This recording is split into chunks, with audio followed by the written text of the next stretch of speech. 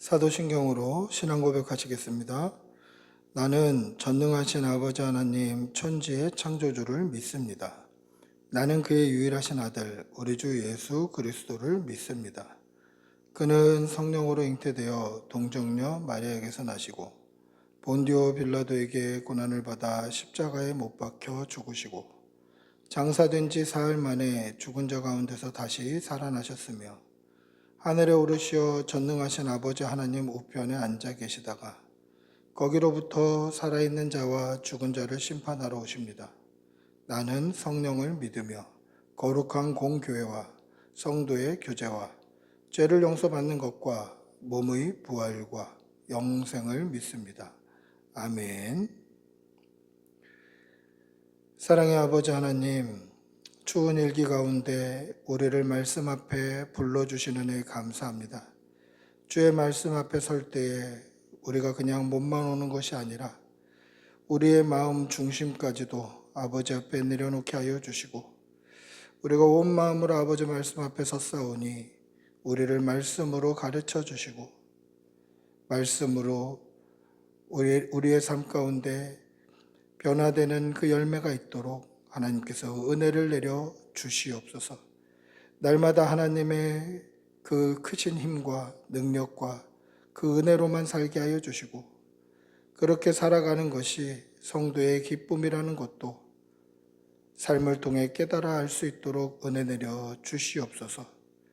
사랑하는 교우들의 모든 일터와 직장과 사업장과 하는 모든 일에 범사에 하나님께서 복을 주시어서 예수 믿는 사람들이 어떤 복을 받는지 세상이 깨달아 알 수 있도록 우리 교우들을 통하여서 하나님의 살아계심과 그 능력이 나타날 수 있도록 은혜 내려 주시옵소서.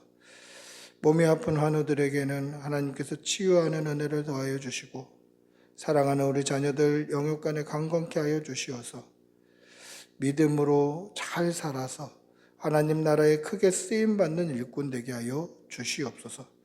감사를 드리며 우리 주 예수님의 이름으로 기도드리옵나이다. 아멘. 하나님의 말씀 함께 보시겠습니다. 오늘 사사기 4장 5장 말씀을 통해서 사사 드보라와 발락의 노래라는 제목으로 말씀을 나누려고 합니다. 사사기 4장 5장입니다. 먼저 4장 같이 읽겠습니다. 사사기 4장. 4장. 에후시 죽으니 이스라엘 자손이 또 여호와의 목전에 악을 행하매 여호와께서 하솔에서 통치하는 가나안 왕 야빈의 손에 그들을 파셨으니 그의 군대 장관은 하롯의 탁고임에 거주하는 시스라요. 야빈 왕은 철병거 900대가 있어 20년 동안 이스라엘 자손을 심히 학대했으므로 이스라엘 자손이 여호와께 부르짖었더라. 그때에 라피드 세안의 여선지자 드보라가 이스라엘의 사사가 되었는데 그는 에브라임 산지 라마와 베델 사이 드보라의 종려나무 아래에 거주하였고 이스라엘 자손은 그에게 나아가 재판을 받더라. 드보라가 사람을 보내어 아비노함의 아들 바락을 납달리 게데스에서 불러다가 그에게 이르되 이스라엘의 하나님 여호와께서 이같이 명령하지 아니하셨느냐. 너는 납달리 자손과 스불론 자손 10,000명을 거느리고 다볼산으로 가라. 내가 야빈의 군대 장관 시스라와 그의 병거들과 그의 무리를 기손강으로 이끌어 내게 이르게 하고 그를 내 손에 넘겨주리라 하셨느니라. 바락이 그에게 이르되 만일 당신이 나와 함께 가면 내가 가려니와 만일 당신이 나와 함께 가지 아니하면 나도 가지 아니하겠노라 하니 이르되 내가 반드시 너와 함께 가리라. 그러나 내가 이번에 가는 길에서는 영광을 얻지 못하리니 이는 여호와께서 시스라를 여인의 손에 파실 것임이니라 하고 드보라가 일어나 바락과 함께 게데스로 가니라. 바락이 스불론과 납달리를 게데스로 부르니 10,000명이 그를 따라 올라가고 드보라도 그와 함께 올라가니라. 모세의 장인 호밥의 자손 중 겐 사람 헤벨이 떠나 게데스에 가까운 사하나님 상수리 나무 곁에 이르러 장막을 쳤더라. 아비노함의 아들 바락이 다볼산에 오른 것을 사람들이 시스라에게 알리매 시스라가 모든 병거 곧 철병거 900대와 자기와 함께 있는 모든 백성을 하롯의 탁고임에서부터 기손강으로 모은지라. 드보라가 바락에게 이르되 일어나라. 이는 여호와께서 시스라를 내 손에 넘겨주신 날이라. 여호와께서 너희 앞서 나가지 아니하시느냐 하는지라. 이에 바락이 10,000명을 거느리고 다볼산에서 내려가니 여호와께서 바락 앞에서 시스라와 그의 모든 병거와 그의 온 군대를 칼날로 혼란에 빠지게 하시매 시스라가 병거에서 내려 걸어서 도망한지라. 바락이 그의 병거들과 군대를 추격하여 하롯의 탁고임에 이르니 시스라의 온 군대가 다 칼에 엎드려졌고 한 사람도 남은 자가 없었더라. 시스라가 걸어서 도망하여 겐 사람 헤벨의 아내 야엘의 장막에 이르렀으니 이는 하솔 왕 야빈과 겐 사람 헤벨의 집 사이에 있는 화평이 있음이라. 야엘이 나가 시스라를 영접하며 그에게 말하되 나의 주여 들어오소서 내게로 들어오시고 두려워하지 마소서 하매 그가 그 장막에 들어가니 야엘이 이불로 그를 덮으니라. 시스라가 그에게 말하되 청하노니 내게 물을 조금 마시게 하라. 내가 목이 마르다 하매 우유 부대를 열어 그에게 마시게 하고 그를 덮으니 그가 또 이르되 장막문에 섰다가 만일 사람이 와서 내게 묻기를 여기 어떤 사람이 있느냐 하거든 너는 없다 하라 하고 그가 깊이 잠드니 헤벨의 아내 야엘이 장막 말뚝을 가지고 손에 방망이를 들고 그에게로 가만히 가서 말뚝을 그의 관자놀이에 박음에 말뚝이 꿰뚫고 땅에 박히니 그가 기절하여 죽으니라. 바락이 시스라를 추격할 때 야엘이 나가서 그를 맞아 그에게 이르되 오라 내가 찾는 그 사람을 내가 내게 보이리라 하며 바락이 그에게 들어가 보니 시스라가 엎드러져 죽었고 말뚝이 그의 관자놀이에 박혔더라. 이와 같이 이날에 하나님이 가나안 왕 야빈을 이스라엘 자손 앞에 굴복하게 하신지라.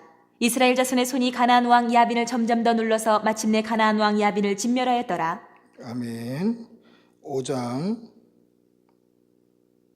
5장. 이날에 드보라와 아비노함의 아들 바락이 노래하여 이르되 이스라엘의 영솔자들이 영솔하였고 백성이 즐거이 헌신하였으니 여호와를 찬송하라. 너희 왕들아 들으라. 통치자들아 귀를 기울이라. 나 곧 내가 여호와를 노래할 것이요 이스라엘의 하나님 여호와를 찬송하리로다. 여호와여 주께서 세일에서부터 나오시고 에돔 들에서부터 진행하실 때 땅이 진동하고 하늘이 물을 내리고 구름도 물을 내렸나이다. 산들이 여호와 앞에서 진동하니 저 신의 산도 이스라엘의 하나님 여호와 앞에서 진동하였도다. 아나세 아들 삼갈의 날에 또는 야엘의 날에는 대로가 비었고 길의 행인들은 오솔길로 다녔도다. 이스라엘에는 마을 사람들이 그쳤으니 나 드보라가 일어나 이스라엘의 어머니가 되기까지 그쳤도다.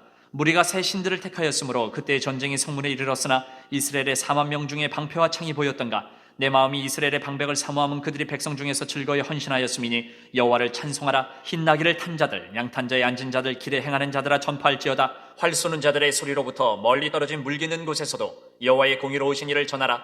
이스라엘에서 마을 사람들을 위한 의로우신 일을 노래하라. 그때 여호와의 백성이 성문에 내려갔도다. 깰지어다 깰지어다 드보라여 깰지어다 깰지어다 너는 노래할지어다 일어날지어다. 바락이여 아비노함의 아들이여 내가 사로잡은 자를 끌고 갈지어다.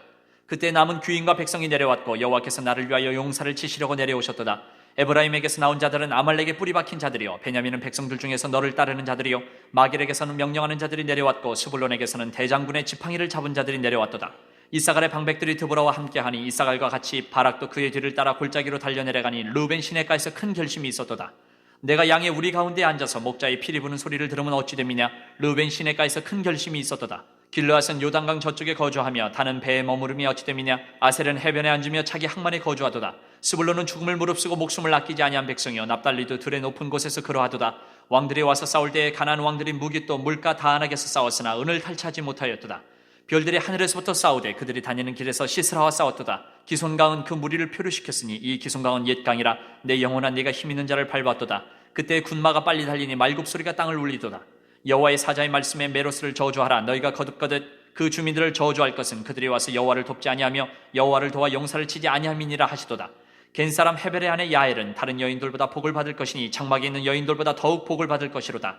시스라가 물을 구하며 우유를 주되 곧 엉긴 우유를 귀한 그릇에 담아주었고 손으로 장막 말뚝을 잡으며 오른손에 일꾼들의 방망이를 들고 시스라를 쳐서 그의 머리를 뚫되 곧 그의 관자놀이를 꿰뚫었도다. 그가 그의 발 앞에 구부러지고 엎드려지고 쓰러졌고 그의 발 앞에 구부러져 엎드려져서 그 구부러진 곳에 엎드려져 죽었도다. 시스라의 어머니가 창문을 통하여 바라보며 창살을 통하여 부르짖기를 그의 병거가 어찌하여 더디오는가 그의 병거들의 걸음이 어찌하여 늦어지는가 하며 그의 지혜로운 시녀들이 대답하였겠고 그도 스스로 대답하기를 그들이 어찌 노량물을 얻지 못하였으랴. 그것을 나누지 못하였으랴. 사람마다 한두 처녀를 얻었으리로다. 시스라는 채색 옷을 노략하였으리니 그것은 수놓은 채색 옷이리로다. 곧 양쪽에 수놓은 채색 옷이리니 노략한 자의 목에 꾸미리로다 하였으리라. 여호와여 주의 원수들은 다 이와 같이 망하게 하시고 주를 사랑하는 자들은 해가 힘있게 도등같게 하시옵소서 하니라. 그 땅이 40년 동안 평온하였더라. 아멘. 오늘 사사기 4장 5장 말씀을 통해서 사사 드보라와 바락의 노래라는 제목으로 말씀을 나누려고 합니다. 첫 번째, 사사 에훗이 죽은 후에 이스라엘 자손이 행한 일은 무엇입니까? 우리 4장 1절에서 3절 한번 읽어보겠습니다. 4장 1절에서 3절입니다. 에훗이 죽으니 이스라엘 자손이 또 여호와의 목전에 악을 행하매 여호와께서 하솜에서 통치하는 가나안 왕 야빈의 손에 그들을 파셨으니 그의 군대 장관은 하로셋 학고임에 거주하는 시스라요. 야빈 왕은 철병거 900대가 있어 20년 동안 이스라엘 자손을 심히 학대했으므로 이스라엘 자손이 여호와께 부르짖었더라. 아멘. 사사 에훗이 통치하던 18년 동안 이스라엘은 평안했습니다. 3장 30절에 나와 있죠. 그러나 에훗이 죽은 후에 이스라엘 자손은 또 여호와의 목전에서 악을 행했다라고 되어 있습니다. 여호와의 목전에서 악을 행했다는 것은 하나님이 보시는 눈 앞에서 악을 행했다라는 것이고, 그렇게 하나님이 보시는데도 악을 행할 수 있었던 이유는 하나님이 살아계셔서 나의 모든 삶에 집중하고 계신다는 믿음이 없었다라는 뜻이에요. 여러분, 여호와의 목전에서 악을 행했다라는 것이 꼭 여호와께서 임재하시는 성전 앞에서 악을 행했다, 또는 성전 안에서 악을 행했다, 예배의 현장에서 악을 행했다, 그 뜻이 아니라 여호와 하나님은 우리를 항상 보고 계시잖아요. 눈동자와 같이 우리를 지켜주시고 우리를 보고 계셔요. 그런데 우리가 어디서 악을 행하든 그것은 여호와의 목전에서, 여호와의 눈앞에서 악을 행하는 것이 되는 거예요.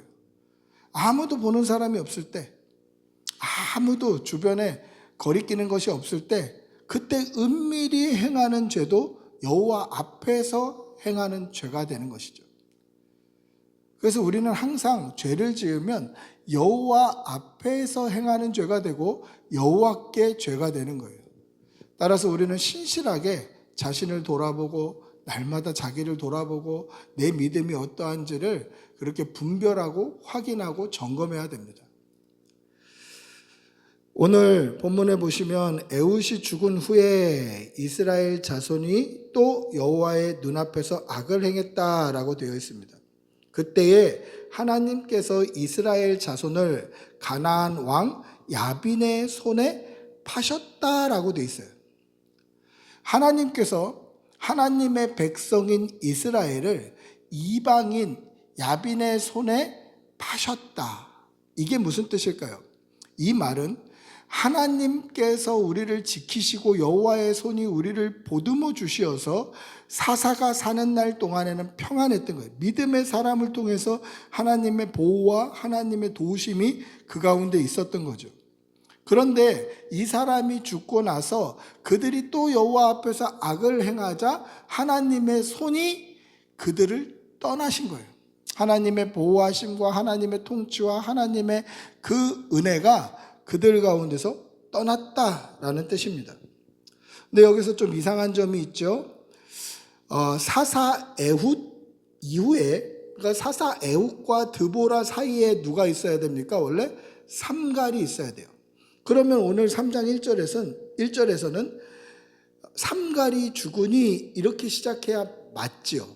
근데 삼갈은 한 절만 기록되어 있지 않습니까? 소모는 막대기로 블레셋 사람 600명을 때려 죽였더라. 그게 다예요. 그런데 이 삼갈은 어디 갔는지 없어지고 에훗이 죽은 후에 드보라가 등장을 합니다.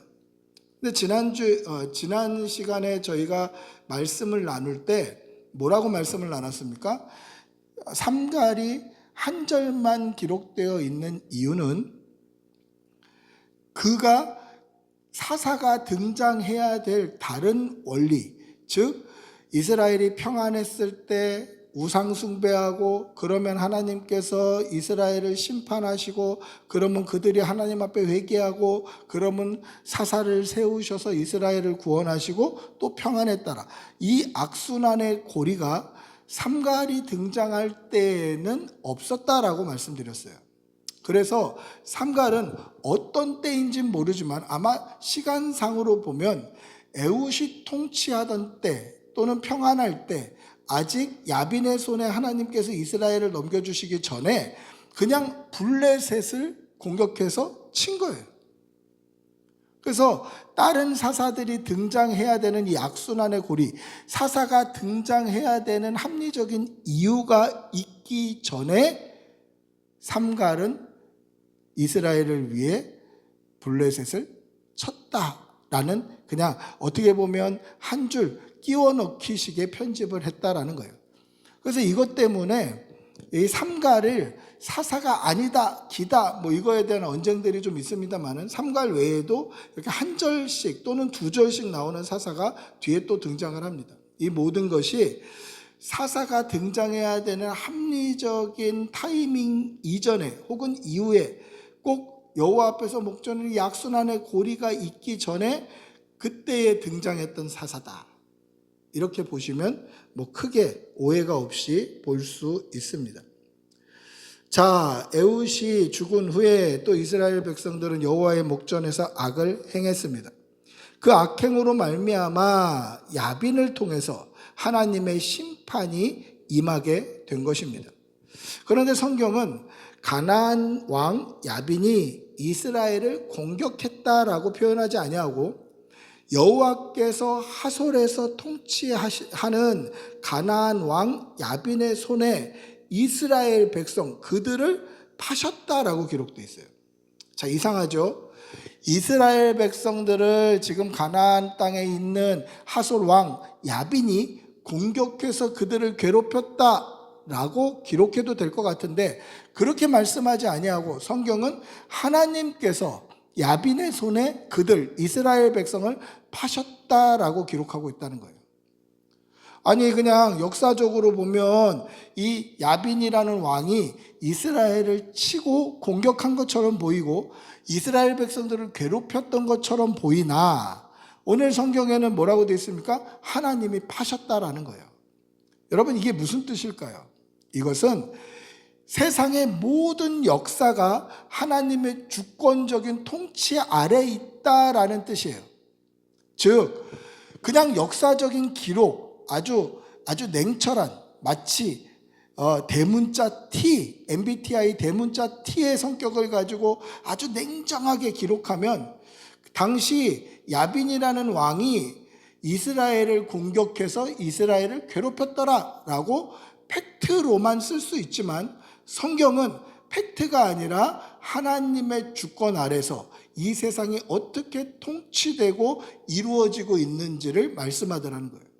그래서 야빈이 이스라엘을 통치했다, 이스라엘을 공격했다, 이스라엘을 괴롭게 했다가 아니라 하나님의 주권이 하나님께서 절대적인 주권으로 이스라엘 백성의 악을 심판하시기 위해서 그들을 야빈의 손에 완전히 팔아버리셨다. 넘겨주었다. 하나님의 통치가 이스라엘을 떠났다라는 것입니다. 여러분 반드시 기억하십시오. 우리의 모든 역사와 우리의 모든 삶과 우리의 모든 발걸음 하나하나는 하나님의 통치 아래에 있는 거예요. 하나님의 역사와 하나님의 섭리와 하나님의 통치 아래에 있는 거예요. 그러면 하나님의 손길이 우리를 떠나지 않게 하기 위해서는 어떻게 해야 됩니까? 여호와의 목전에서 악을 행하지 아니하고 악을 행했다면 회개하고 악에서 떠나기를 바라고 여러분 하나님께서 하라는 거 하고 하지 말라는 거 하지 않는 것이 그게 믿음의 삶이에요. 근데 우리는 하지 말라는 거 안 하고만 살아도 잘 사는 것처럼 오해하는데 하나님께서 말씀하신 거 기도해라. 하나님의 말씀을 가까이 하고 주야로 묵상해라. 이렇게 하나님이 하라고 적극적으로 말씀하신 이러한 신앙생활을 하지 않는 것도 그것도 죄예요. 일주일 내내 성경 한 장 안 읽는 거 죄예요, 죄. 일주일 내내 밥 먹을 때만 기도하는 거 죄예요, 죄. 늘 하나님의 말씀을 가까이 하고 주야로 묵상하고 그 말씀을 기호로 삼아서 말씀을 쫓아 사는 간절한 믿음의 삶이 우리에게는 반드시 필요하다라는 것입니다. 이렇게 야빈의 손에 하나님의 백성이 넘겨진 거예요. 그래서 그들이 이스라엘 자손들을 괴롭게 했을 때에 어떻게 합니까? 야빈에게는 이 야빈 왕에게는 철병거 900대가 있었습니다. 철병거 900대라는 것은 지금으로 치면 전차 부대가 900대나 있었다는 거예요. 당시 이스라엘은 변변한 무기도 없었습니다. 이스라엘은 목축이 업이었고 이제 농경문화로 정착하는 시기였고 그들에게는 변변한 무기가 없어요. 왜냐하면 이 철기 문화는 제가 몇 번 말씀드립니다마는 이 철기 문화는 블레셋이 가지고 있었던 문화인데 블레셋 백성들이 대장장이를 이스라엘에 안 넘겨줬어요. 그들이 철기를 만들면 이제 공격할 만한 무기가 생기니까. 그래서 어떻게 합니까? 농기구만 파는 거예요. 농기구만.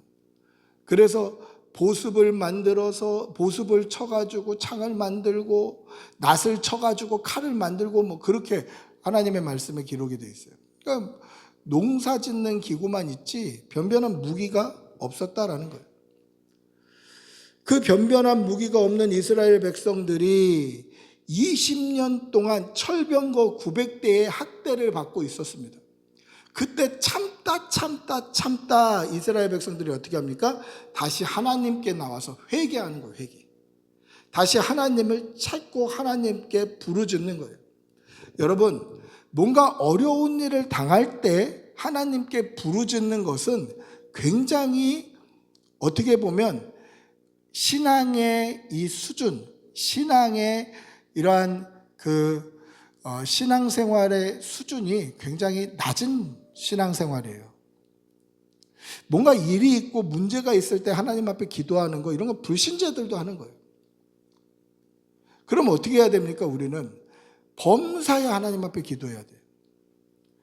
뭔가 어려움을 당하고 20년 동안 학대를 견디다 못해서 여호와께 부르짖는 것은 이거는 성숙한 신앙인이라고 할 수 없다라는 거예요. 미성숙한 신앙인.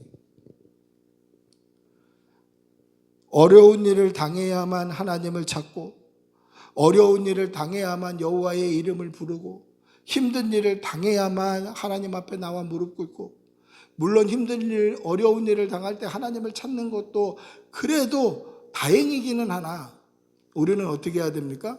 범사에 감사하고 그 감사함으로 하나님께 간구하고 하나님의 통치와 섭리와 하나님의 인도하심이 늘 우리와 함께 하시기를 그렇게 기도해야 한다라는 것이죠. 사랑하는 성도 여러분, 늘 여호와의 이름을 부르시고 하나님 앞에 감사하고 기도하는 성도들이 되시기를 축복하고 기도합니다. 두 번째, 사사 중에 유일한 여성 사사인 드보라는 어떤 사람이었습니까? 우리 4장 4절에서 5절 한번 읽어보겠습니다. 4장 4절에서 5절입니다.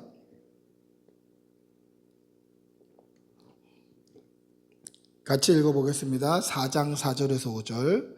그때에 랍비돗의 아내 선지자 드보라가 이스라엘의 사사가 되었는데 그는 에브라임 산지 라마와 베델 사이 드보라의 종려나무 아래에 거주하였고 이스라엘 자손은 그에게 나아가 재판을 받더라. 아멘. 성경은 드보라를 뭐라고 이야기합니까? 사사라고 먼저 얘기하지 아니하고 선지자라고 소개해요. 드보라가 유일한 여자 선지자인데 당시 여자의 위상이라는 것은 이스라엘 숫자에도 들어가지 않는, 그러니까 어린아이와 여자, 20세 이상 되지 않는 어린아이와 여자들은 이 숫자에도 들어가지 않는 그런 정도의 인격적 대우를 받고 있을 때니까 여자 사사 드보라 이렇게 소개하지 않고 그렇게 인격적인 대우를 못 받고 있던 그 시대에 선지자라고 소개를 해요. 선지자. 드보라가 선지자였다라는 것입니다. 여러분, 선지자가 어떤 사람입니까? 하나님의 말씀을 받아서 이스라엘 백성들에게 전하는 사람이에요. 그러니까 선지자는 항상 하나님의 말씀 아래에 있는 사람이고 하나님께서는 선지자를 통해서 하나님의 말씀을 백성들에게 전달해요. 그렇다면 이 드보라라는 선지자는 하나님의 말씀을 받는 사람이었기 때문에 늘 하나님의 말씀으로 충만한 사람이었겠죠. 그렇기 때문에 이스라엘 백성들이 이 드보라에게 나와서 재판을 받았다라는 거예요. 여기서 드보라에게 나와서 재판을 받았다라는 이 표현이 그냥 드보라한테 뭐 억지로 나와서 싫은데 재판받았다 이게 아니라 굉장히 자발적으로 나오는 그 그림을 그리고 있어요. 그래서 명령이 아니라 드보라 앞에 나와서 재판받아라 하는 명령형이 아니라 이 자발적으로 드보라에게 나가는 것을 볼 수 있어요. 왜? 그에게 하나님의 말씀이 있고 하나님의 말씀으로 바른 판단, 옳은 판단, 공의를 세우는 재판을 해야 되기 때문에 그래요. 그래서 드보라는 하나님의 말씀을 알고 그 말씀 중심으로 백성을 다스렸던 선지자였고, 그에게 하나님의 말씀이 있었기 때문에 사람들은 그에게 재판을 받으러 적극적으로 자발적으로 나아가서 재판을 받는 사람이었다라는 거죠. 그러면 무슨 뜻입니까? 드보라에게는 하나님의 말씀이 있었다라는 거예요. 이게 드보라가 믿음의 사람이라는 증거입니다. 이것이 믿음의 사람이라는 확실한 증거예요. 여러분, 우리 안에 살아계신 하나님의 말씀이 있기를 축복하고 기도합니다. 하나님의 말씀이 우리 안에 있어야 돼요. 우리를 움직이는 원동력이 하나님의 말씀이 기준이 돼야지 세상 사람들의 그 세속적인 이야기, 세속적인 판단, 세속적으로 끌려가는 세상의 원리가 우리의 기준이 되어서는 안 된다라는 거예요. 우리는 말씀이 기준이 돼야 돼요. 말씀이. 제가 예전에 이렇게 인터넷을 보다가 제 알고리즘에는 목사님들 설교가 굉장히 많이 떠요. 목사님들 설교가 굉장히 많이 뜰 수밖에 없죠. 뭐 그런 거 보고 찬양 보고 뭐 뉴스 보고 이거밖에 안 하니까 제가 이제 유튜브 채널을 보면 이제 알고리즘이 목사님들 설교 뭐 이런 것들이 많이 뜨는데, 가끔가다 이 신부님들 설교나 스님들 뭐 설교라고 안 하죠. 설법이라고 하죠. 거기는 스님들 설법이 나올 때가 있어요. 그러면 가끔은 한번 무슨 말 하는지 궁금해서 한 번씩 볼 때가 있습니다. 끝까지 보는 건 아닌데 뭐 무슨 얘기 하나라고 볼 때가 있어요. 근데 어느 스님의 설법을 어느 정도 보는데 이렇게 얘기하는 거예요. 자기는 목사님들 설교를 굉장히 많이 듣는데요. 제가 그거 보면서 깜짝 놀랐어요. 왜 놀랐냐면 내가 지금 그걸 보고 있는데 자기는 목사님들 설교를 많이 듣는다는 거예요.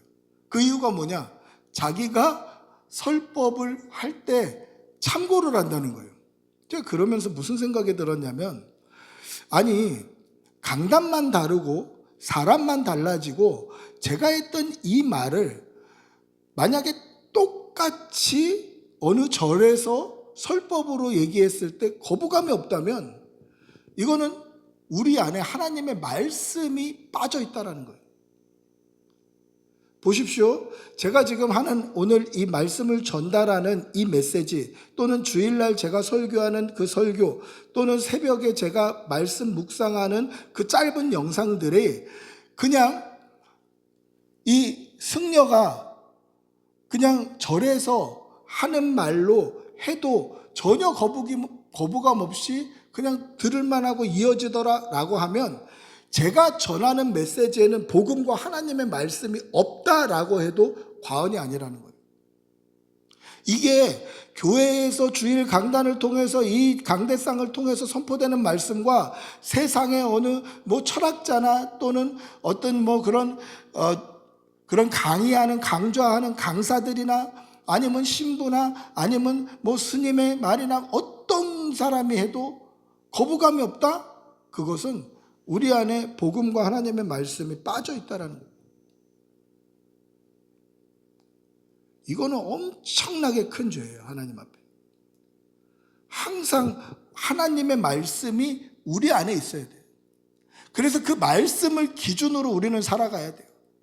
나는 마음에 안 들지만 하나님께서 사랑하라고 하셨기 때문에 사랑하는 거예요. 나는 아프고 슬프지만 여호와 하나님이 함께 하시면 범사에 기뻐하라고 하셨기 때문에 기뻐하는 거죠. 그 말씀이 나를 움직여 가야 되는 거예요. 그런데 하나님의 말씀이 빠져버리면 그냥 좋은 말이 되는 거고 누가 해도 되는 말이 되는 거예요. 여러분, 우리 안에 하나님의 말씀의 기준이 없어서는 안 돼요. 말씀이 우리 안에 있어야 되는 거예요. 그래서 이 안에 있는 말씀이 우리의 입을 통해서, 삶을 통해서, 우리의 모든 전 인격을 통해서 외부로 증명되어야 돼요. 그게 말씀대로 사는 것이고 복음대로 사는 것이고 믿음의 삶이다라는 것입니다. 사랑하는 성도 여러분, 하나님의 말씀을 잊어버리면 우리는 세상 사람들하고 똑같다라는 거예요. 그럼 세상 사람들하고 우리의 삶이 똑같다면 그들이 지옥 갈 때 우리는 천국 갈까요? 우리도 똑같이 지옥 가는 거예요. 심판을 피할 수 없는 거예요. 그러면 말씀이 우리 안에 기준이 되어 있지 않다라는 것은 믿음이 없다라는 뜻이고, 믿음이 없다는 것은 심판받는다 할지라도 내가 하소연할 데가 없는 거예요. 늘 하나님의 말씀을 기준으로 우리 안에 계신 하나님의 말씀을 증명하며 증거하며 사는 성도들이 되시기를 바랍니다. 하나님께서는 이렇게 말씀으로 충만한 사람 드보라를 이스라엘 사사로 세우셨습니다.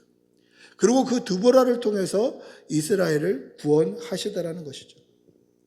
중요한 것은 내가 하나님이 쓰실 만한 깨끗한 그릇으로 나를 준비하는 거예요. 늘 하나님의 말씀에 사로잡혀 사는 성도들이 되시기를 바랍니다. 그러면 왜 이스라엘 백성들은 심판받을 때가 되면 참다 여호와의 이름을 부르고 하나님 앞에 나오는 것일까? 악순환의 고리를 좀 한번 생각해 보십시오. 다시 이스라엘이 평안할 때 어떻게 합니까? 범죄합니다. 우상 숭배합니다. 이방인들의 신을 쫓아갑니다. 그러다가 하나님께서 여호와의 목전에서 악을 행하는 것을 보시고 이스라엘 백성들을 심판하시죠. 그리고 그 심판의 기간이 쭉 되다가 참다 못 참으면 어떻게 됩니까? 여호와 하나님께 부르짖어 기도하고 회개해요. 이 악순환의 고리가 그래요. 그러면 하나님께서 구원자 사사를 세우셔서 이스라엘 백성을 구원하고, 평안할 때 또 평안하고 나면 또 죄짓고, 이게 반복이 되는 거예요. 그런데 왜 이스라엘 백성들은 평안할 때 꼭 우상 숭배를 하고, 그러다가 꼭 심판받고, 그러다가 꼭 왜 하나님께 다시 돌아와 간구하냐는 거죠. 참 뻔뻔하지. 왜 평상시에는 우상을 쫓아가다가 왜 싸울 일만 생기면 하나님 앞에 올까요? 그 이유는 그들이 경험한 하나님이 전쟁에 이기게 하시는 하나님으로만 경험됐기 때문에 그래요. 쉽게 얘기합니다. 그들이 아는 하나님은 싸움에서 이기게 하시는 분으로만 생각했다라는 거예요. 여러분, 이스라엘 백성들이 그동안 경험한 하나님이 어떤 하나님입니까? 출애굽해서 광야 생활 가운데 하나님께서 만나를 먹이시고 메추라기를 먹이시고 이스라엘 백성들을 인도하셨어요. 그런데 이 광야 생활하는 가운데 출애굽 1세대들은 다 죽고 이제 2세대들이 들어가서 가나안 정복 전쟁을 했잖아요. 그리고 그 2세대들이 죽고 나서 완전히 다른 세대가 태어났는데, 이 다른 세대는 하나님에 대해서 어떻게 경험한 세대입니까? 하나님은 가나안 땅을 정복 전쟁에서 이기게 하시는 전쟁의 신 또는 싸움의 신 정도로만 생각했어요. 그들이 경험한 하나님 그게 다예요. 그러니 가나안 땅에 들어가서 가나안 땅에서 농사를 지을 때는 농사에 필요한 신이 있어야 되고, 농사를 짓다 보니까 하늘에서 비가 와야 되는데 하늘에서 비를 구하려면 비에 필요한 신이 있어야 되는 거예요. 그래서 땅의 신인 바알과 물의 신인 아세라를 음란하게 섬기는 거예요. 그렇게 해야 농사 되는 줄 알고. 그들은 그래서 그렇게 그 악한 길을 해서 심판받으면 다시 전쟁의 신, 싸움에서 이기게 하시는 하나님이 필요하게 되는 거예요. 평상시에는 자기에게 농사 잘 되게 해주고 복 주고 출산 잘하게 해주고 이 신들을 그 전문가라고 생각하고 그들을 받아들이고 그들에게 절하고 분향하고 예배하고 제사하는 거예요. 그러다가 싸울 일이 생기면 하나님께 돌아오는 거예요. 자기들이 경험한 하나님이 그게 다니까. 여러분, 기억하십시오. 하나님은 전능하신 하나님이십니다. 하나님은 전능하신 분이에요. 그런데 전능하신 하나님을 전능하신 하나님으로 믿지 아니하면 어떻게 됩니까? 하나님 외에 우상들이 너무 많아지는 거예요. 삶의 현장 가운데 하나님 외에 우상들이 너무 많아요.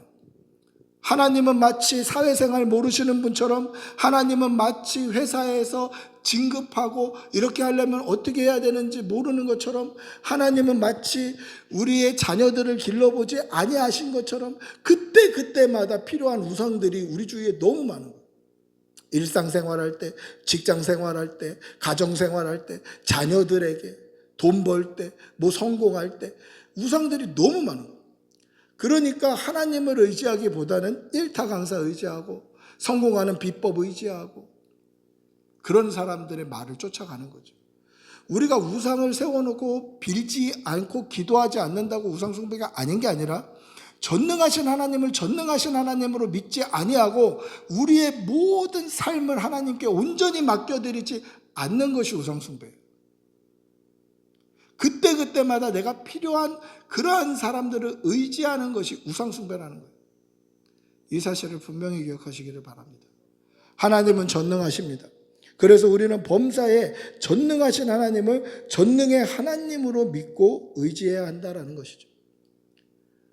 오직 하나님만 바라고 하나님께 우리의 모든 삶을 의탁하고 하나님께 맡기는 성도들이 되시기를 축복하고 기도합니다. 세 번째, 여선지자 드보라가 유일한 여자 사사가 된 이유는 무엇입니까? 우리 4장 9절 8절 9절 읽어보겠습니다. 4장 8절 9절입니다. 4장 8절 9절 같이 읽습니다. 바락이 그에게 이르되 만일 당신이 나와 함께 가면 내가 가려니와 만일 당신이 나와 함께 가지 아니하면 나도 가지 아니하겠노라 하니 이르되 내가 반드시 너와 함께 가리라. 그러나 네가 이번에 가는 길에서는 영광을 얻지 못하리니 이는 여호와께서 시스라를 여인의 손에 파실 것임이니라 하고 드보라가 일어나 바락과 함께 게데스로 가니라. 여러분, 이 선지자 드보라는 납달리 사람 바락에게 하나님께서 그들을 너희 손에 파셨으니 네가 가서 싸우면 된다라고 바락을 보내요. 그래서 이겼다면 바락이 사사의 이름에 올라갔겠죠.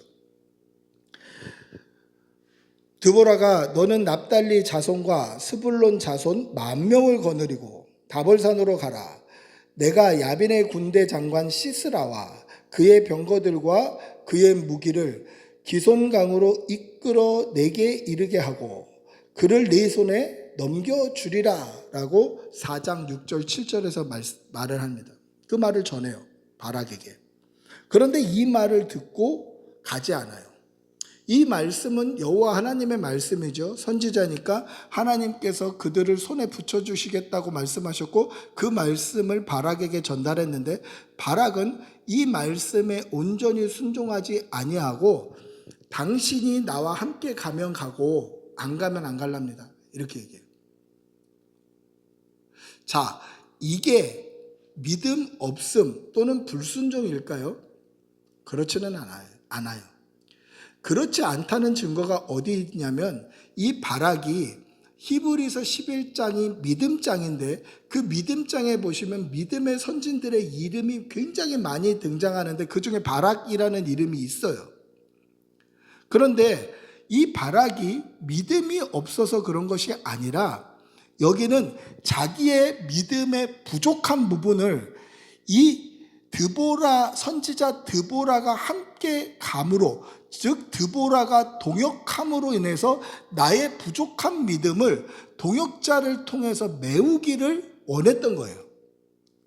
그럼 믿음이 없었다는 게 아니라 하나님의 말씀을 불순종한 게 아니라 실제로 보시면 그 말씀을 보시면 14절부터 쭉 보시면 바락이 실제 전투에서 그 전쟁을 지휘하는 걸 볼 수 있어요. 나가서 자기가 전쟁을 지휘한다니까요. 이 바락은 그냥 여자 꽁무니에 숨어 있는 사람이 아니라 사실 당시에 군대를 이끌 수 있는 군대 장관과 같은 역할을 하는 사람이었어요. 그런데 이 바락이 내 믿음이 부족한 거예요. 그래서 믿음의 사람 드보라가 함께하면 내 이 부족한 믿음, 아직 담대하지 못하고 의심이 섞여 있는 이 믿음이 보완될 거라고 생각했던 거죠. 그래서 동역자를 요청한 거예요. 만일 당신이 나와 함께 가면 내가 가려니와 만일 당신이 나와 함께 가지 아니하면 나도 가지 아니하겠노라 라고 동행 요청을 하는 것이죠. 믿음이 없었던 것이 아니라 동역자를 구했다라는 것입니다.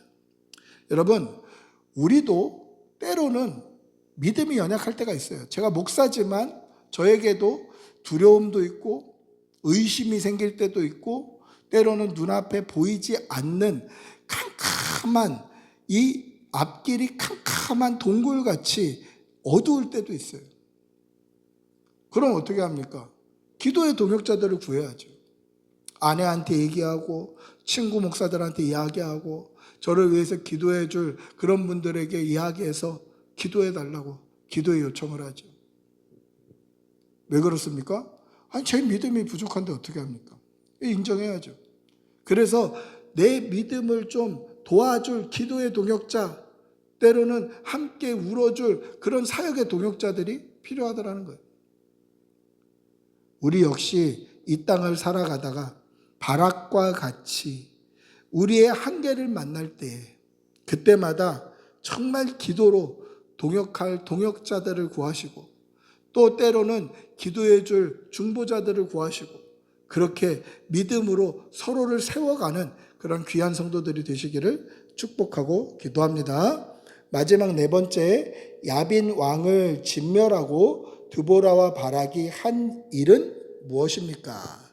우리 5장 31절 한번 읽어보겠습니다. 5장 31절 같이 읽어봅니다. 여호와여, 주의 원수들은 다 이와 같이 망하게 하시고 주를 사랑하는 자들은 해가 힘있게 도둠같게 하시옵소서 하니라. 그 땅이 40년 동안 평온하였더라. 아멘. 가나안 군대 장관 시스라와 가나안 왕 야빈을 진멸한 후에 드보라와 바락은 하나님 앞에 찬양을 해요. 이게 드보라와 바락의 노래입니다. 오늘 이 과의 제목이기도 하죠. 이 바락의 노래, 드보라와 바락의 노래. 이 드보라와 바락의 노래 뒷부분 결론과 같은 그 한 절이 무엇입니까? 여호와여, 주의 원수들은 다 이와 같이 망하게 하시고. 자, 그럼 이런 생각이 들죠. 아니, 예수님은 원수를 사랑하라고 하셨는데 주의 원수들을 망하게 해달라고 하면 이것은 예수님의 말씀과 뭔가 갈등을 일으키는 거 아닙니까? 이렇게 물어볼지도 모르겠어요.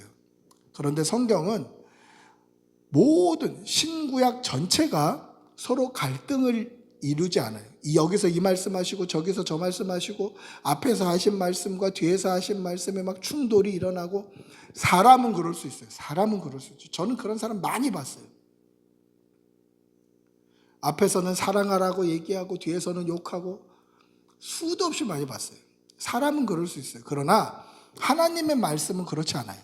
하나님의 말씀은 비록 사람의 손을 들어서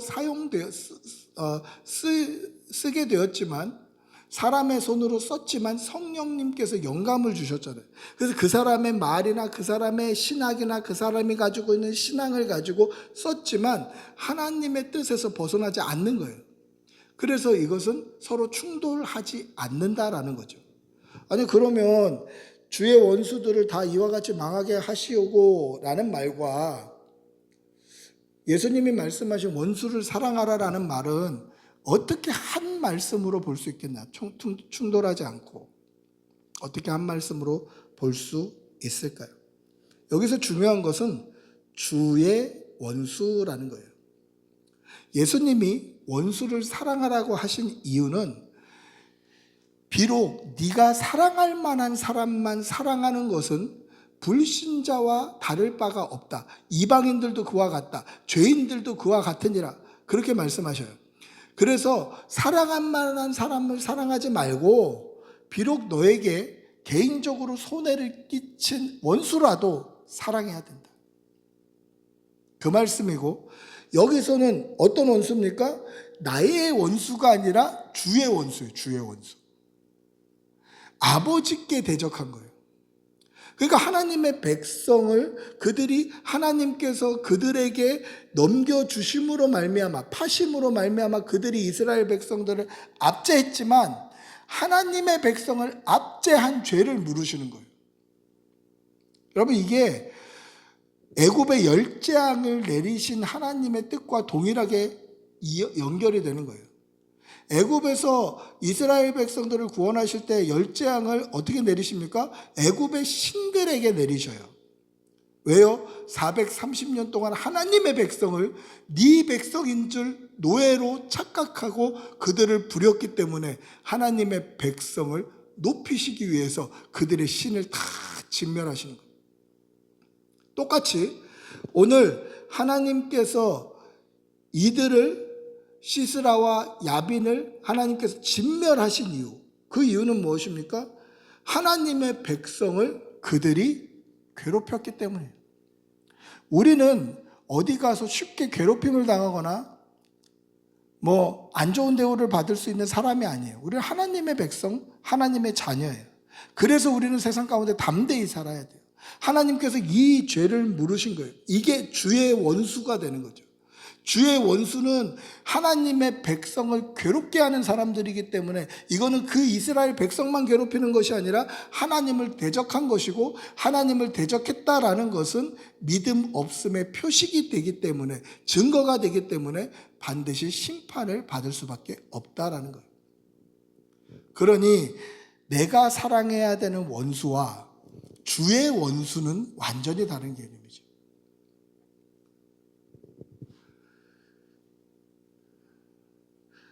주를 사랑하는 자들은 해가 힘있게 도둠갑게 하옵소서. 이 말이 무슨 뜻입니까? 주의 원수들은 다 진멸되고 주를 사랑하는 자들은 해가 힘있게 도둠갑게 하소서. 이 말을 좀 우리가 사용하는 일상 언어로 이 히브리어 원문을 좀 그냥 일상 언어로 쉽게 번역해 보면 무슨 뜻이냐면, 해가 돋아서 정오에 가장 힘있게 우리에게 비춤같이 하나님을 믿는 믿음의 백성들은 정말 빛의 자녀답게 세상을 비추며 살게 해주십시오. 그 뜻입니다. 우리는 빛의 자녀입니다. 그래서 주의 원수들은 심판을 피할 수 없고, 하나님의 백성들은 정오에 해가 떠올라서 가장 힘있게 비춤으로 말미암아 우리의 삶 가운데 그림자가 가장 작아질 때처럼 하나님의 백성은 힘있게 빛과 같이, 빛의 자녀와 같이 이 어두운 세상에서 살게 된다라는 것입니다. 여러분, 이 사실을 분명히 기억하시고 이 믿음으로 날마다 승리하며 담대히 살아가는 성도들이 되시기를 축복하고 기도합니다. 우리 같이 한번 기도하도록 하겠습니다. 우리 같이 기도하실 때 하나님께서 우리에게 힘 주시고 능력 주시고 하나님의 그 통치와 기름 부으심이 우리 가운데 충만하여서 어디를 가든지 담대하게 하여 주시고, 우리가 위축되거나 두려워하거나 무서워하지 아니하고 날마다 담대히 살게 해달라고 우리 주님의 이름 부르고 한번 같이 기도하겠습니다.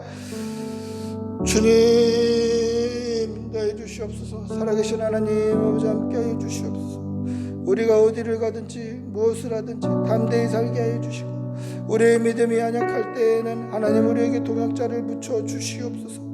그래야 해서 오늘 하나님 드보라를 바락에 함께 동역자로 붙여주셨던 것처럼 우리에게도 우리의 믿음이 부족할 때에 동역자를 붙여주시고, 우리가 연약할 때에 함께 기도할 수 있는 사람들을 붙여주시면서 우리가 어디를 가든지 담대하게 하여 주시고, 하나님의 이름으로 하나님의 말씀을 가슴에 품은 자로 살게 하여 주시옵소서.